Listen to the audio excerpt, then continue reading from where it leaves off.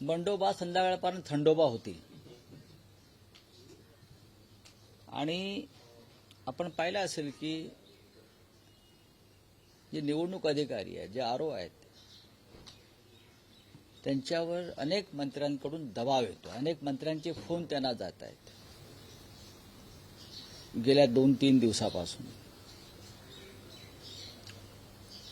का जात आहेत, कशा करता जात आहेत. काल सुद्धा आचारसंहिता लागू आहे, पण उपमुख्यमंत्री जे आहेत ठाण्यातले, त्यांच्या निवासस्थानाबाहेर सरकारी अधिकाऱ्यांच्या गाड्यांचा ताफा उभा होता. त्याच्यामध्ये काही आरो होते. बरं, कशा करता? आचारसंहिता आहे ना. अधिकाऱ्यांनी जर आचारसंहितेचं पालन स्वतः केलं नाही तर त्यांनी उमेदवारांना आणि जनतेला कोणत्या आधारावर ते सांगतात की आचारसंहितेचं पालन करा? हे सगळे आरो आहेत, त्यांचा फोन रेकॉर्ड तपासला पाहिजे निवडणूक आयोगाने. त्यांना कोणत्या मंत्र्यांचे कधी फोन गेले, डेप्युटी सीएमचे कधी फोन गेले, आणि त्यानुसार कोणते उमेदवारी अर्ज हे बाद केले. उमेदवारांनी माघार घ्यावी यासाठी आरोच्या माध्यमातून दबाव आणले जात आहेत. राहुल नार्वेकरांचा विषय हा अत्यंत गंभीर आहे. जरी त्यांनी काल मला उत्तर वगैरे काय म्हणतात ते दिलं म्हणतात, बरोबर ना. ते काय मला उत्तर देणार? काय देणार? शिवसेनेतूनच त्यांचा प्रवास सुरू झालेला आहे, आम्हाला माहिती आहे. सीसीटीव्ही फुटेज काढा 30 डिसेंबरचं 4 वाजल्यानंतरचं सीसीटीव्ही फुटेज काढा. माझ्या माहितीप्रमाणे 4 नंतरचं सीसीटीव्ही फुटेज हे गायब केलेलं आहे. सीसीटीव्ही फुटेज गायब कसं होतं? विधानसभा अध्यक्षांचं कसं होतं? भूषण गगराणी हे पालिकेचे आयुक्त आहेत, तेही या कट कारस्थानामध्ये सामील झाले आहेत का? आणि मी कशाला म्हणतो, निवडणूक आयोगाने चौकशी सुरू केलेली आहे, पण चौकशी सुरू झाल्यावर या प्रकरणात ज्या विधानसभा अध्यक्षांनी धमक्या दिल्या आहेत उमेदवारांना विरोधी पक्षाच्या, सीसीटीव्ही फुटेज गायब होत आहे. ही यंत्रणा यांची. महापालिका आयुक्तांनी याचं उत्तर दिलं पाहिजे. आणि ते जे आरो आहेत त्या विभागाचे, त्यांची चौकशी व्हायला पाहिजे. हे संपूर्ण महाराष्ट्रात सुरू आहे. जळगावला उमेदवारांचं किडनॅपिंग केलं माघार घेत नाही म्हणून, आणि जबरदस्तीने माघार घ्यायला लावली आणि बिनविरोध निवडून येण्यासाठी. ही जी स्पर्धा सुरू झाली या निवडणुकीत बिनविरोध निवडून आणण्याची, ही फक्त धमक्या, पैशाचा वापर, ब्लॅकमेलिंग, दहशत काय करतात राज्याचे मुख्यमंत्री आणि या राज्याचे निवडणूक आयुक्त. इतक्या मोठ्या प्रमाणामध्ये कधी महानगरपालिकेला बिनविरोध लोक निवडून आलेच नव्हते. कल्याण डोंबिवली यांच्या बापाचं आहे काय? कल्याण डोंबिवली मोठे मिरवणुका काढतात विजयाच्या. आम्हाला माहित नाही कशा धमक्याने, कसे ब्लॅकमेल करून आणि कसं दहशत निर्माण करून लोकांना मागे घ्यायला लावलं. या इथे तर पोपटलाल त्याच्याकडे त्याच पद्धतीने केलेलं आहे सगळं. ठीक आहे, बघू ना, निवडणुका होऊ द्या. ठाण्यामध्ये 125 अर्ज, त्यातले बहुतांश अर्ज हे महाविकास आघाडीचे बाद करण्यात आले असं मनसेकडनं सांगण्यात येते. संभाजीनगरमध्ये अंबादास दानवे असं म्हणतात की धमक्या दिल्या जातात. आणि मी आता काय, मग मी वेगळं काय सांगतोय? ठाण्यामधलं मी विशेष करून सांगतो, पक्ष सांगत नाहीत कोणत्या पक्षाचे अर्ज बाद झाले. बघा, काल आणि परवा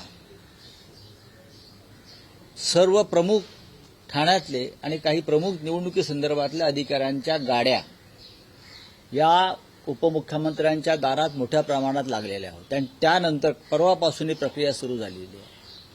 ठाण्यामध्ये, कल्याण डोंबिवलीमध्ये ही स्पर्धा भारतीय जनता पक्ष आणि मिंदे गटामध्ये आहे.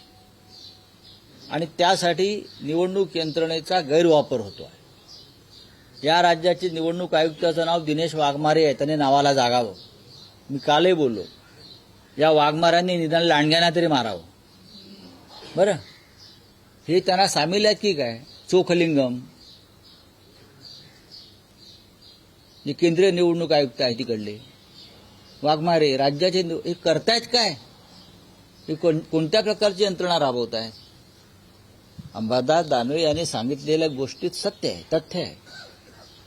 हे निवडणूक अधिकारी धमक्या देत आहेत उमेदवारांना विरोधी पक्षाच्या, मागे घ्या म्हणून. कारण त्यांच्यावरती संबंधित पालकमंत्र्यांचा दबाव आहे प्रत्येक ठिकाणी. हे किती काळ चालणार? ही लोकशाही आहे का? तुम्ही याला लोकशाही म्हटलं, तुम्ही याला निवडणूक म्हणता? महाराष्ट्रामध्ये अशा प्रकारचं वातावरण कधीच निर्माण झालं नव्हतं. ते आता भारतीय जनता पक्ष, मेंदी आणि अजित पवारांनी सुरू केलेलं आहे. महाराष्ट्रातले सगळे गुंड अजित पवारांच्या पक्षात गेले. सगळे गुंड. तुम्ही कोणत्या गुंडाचं नाव घ्या आणि कोणत्या गुंड टोळीचा संदर्भ द्या, ते सगळे अजित पवारांच्या पक्षात आहेत आणि हा पक्ष भारतीय जनता पक्षाबरोबर सत्तेत सामील आहे. केडीएमसी मध्ये भाजपचे अनेक उमेदवार बिनविरोध निवडून आले. तिथे ठाकरे बंधूंचे उमेदवार होते का आणि त्यांना काही धमक्या आल्या का? तुमच्याकडे धमक्या सर्वत्र आलेल्या आहेत. जळगाव, पुणे, संभाजीनगर, मुंबईत धमक्या देत आहेत. पण त्या धमक्यांना भीक घालणारे आम्ही नव्हे, अजिबात नाही. आम्ही तुमच्या छाताडावरती उभं राहून भगवा फडकवू, हे मी तुम्हाला आत्ता सांगतो. मुंबई आणि ठाण्यामध्ये त्यांच्या पायाखालची वाळू सरकलेली आहे. मुंबई ठाण्यामध्ये. त्याच्यामुळे त्यांनी हे उद्योग सुरू केले. रावसाहेब, आज उद्धव ठाकरे, आदित्य ठाकरे आणि अमित ठाकरे बंधूंच्या उमेदवारांना एकत्रितरित्या शिवसेना भवनात मार्गदर्शन करणार आहे. बरं. असं पहिल्यांदाच होतंय की अमित ठाकरे हे पहिल्यांदा शिवसेना भवनातही जातील. तर त्या निमित्तानं काय सांगणार? आनंदाची गोष्ट आहे. 4 तारखेला सन्मान्य राज ठाकरे सुद्धा शिवसेना भवनात येत आहेत. वचननामा, जो संयुक्त वचननामा आम्ही प्रकाशित करतो आहोत, त्या संदर्भात काल उद्धवजी आणि राजसाहेबांमध्ये चर्चा झाली प्रदीर्घ काळ. त्यानंतर 4 तारखेला शिवसेना भवनामध्ये वचननाम्याचं प्रकाशन आहे आणि माननीय राज ठाकरे शिवसेना भवनात त्यासाठी उपस्थित राहतील. ही सगळ्यांसाठी, आमच्या सगळ्यांसाठी आनंदाची गोष्ट आहे. साधारण किती वर्षांनी राज ठाकरे शिवसेना भवनात येतील? त्यांना परवा हा प्रश्न विचारा तुम्ही. शिवसेना भवन हेच वचननामा जाहीर करण्यासाठी शिवसेना भवन हेच ठिकाण का निवडलं? मग प्रेस कॉन्फरन्स तर ब्ल्यू सीला झाली. शिवसेना भवनासारखी प्रेरणादायी जागा दुसरी या महाराष्ट्रात आहे का?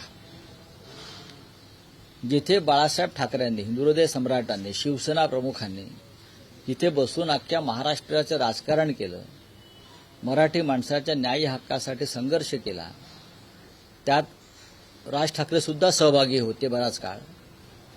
त्या जागेशिवाय दुसरी कोणती जागा आमच्या समोर दिसत नाही. आणि जिथे शिवसेना भवन आहे तिथे आता मनसेचा उमेदवार लढतोय ना. अरे विचार काय करताय, मी सांगतो ना.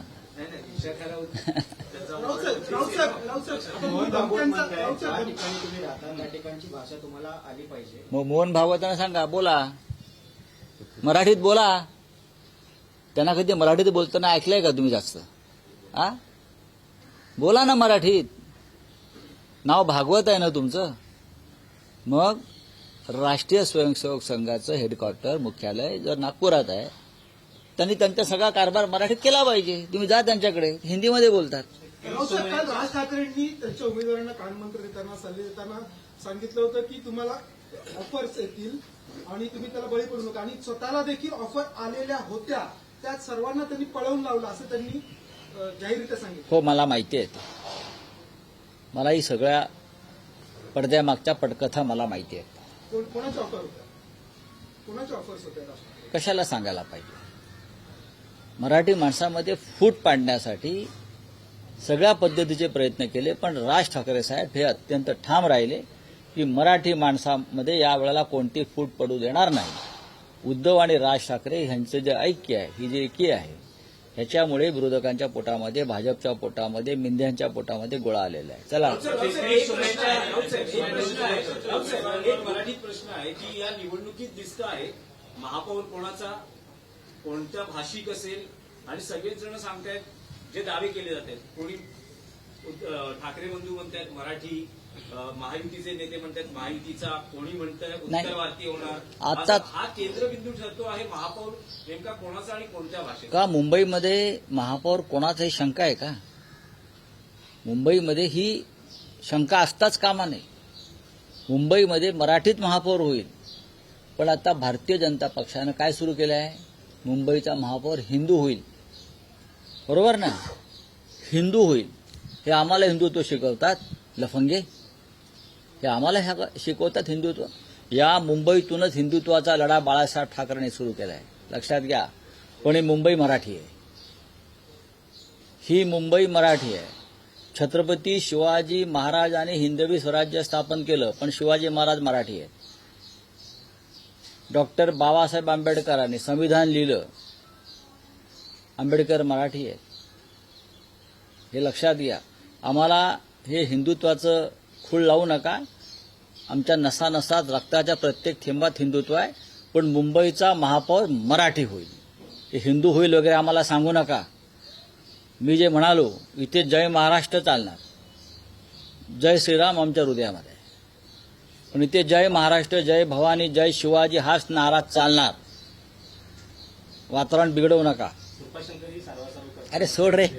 अरे सर बस हो गया, चलो. हिंदी में क्या है आपका, पूछिए. चलो हिंदी में क्या है, किसके ऊपर? सत्ताधारी पक्ष के जो उम्मीदवार हैं उनके ऊपर काफी सारे गुनेगारी पार्श्वभूमि के मामले दर्ज है. उन्होंने निवडणूक आयोग को जो भारतीय जनता पार्टी अब ये गुंडों की पार्टी बन गई है. आपको मालूम है ना, ऑफिशियल ये गुंडा पार्टी बन गए. उनके जो साथी अजित पवार, उनके पार्टी में महाराष्ट्र के सब गुंडों के जो डॉन है, उनके पार्टी से चुनाव पुणे में लड़ रहे हैं, मुंबई में लड़ रहे हैं, नासिक में लड़ रहे हैं.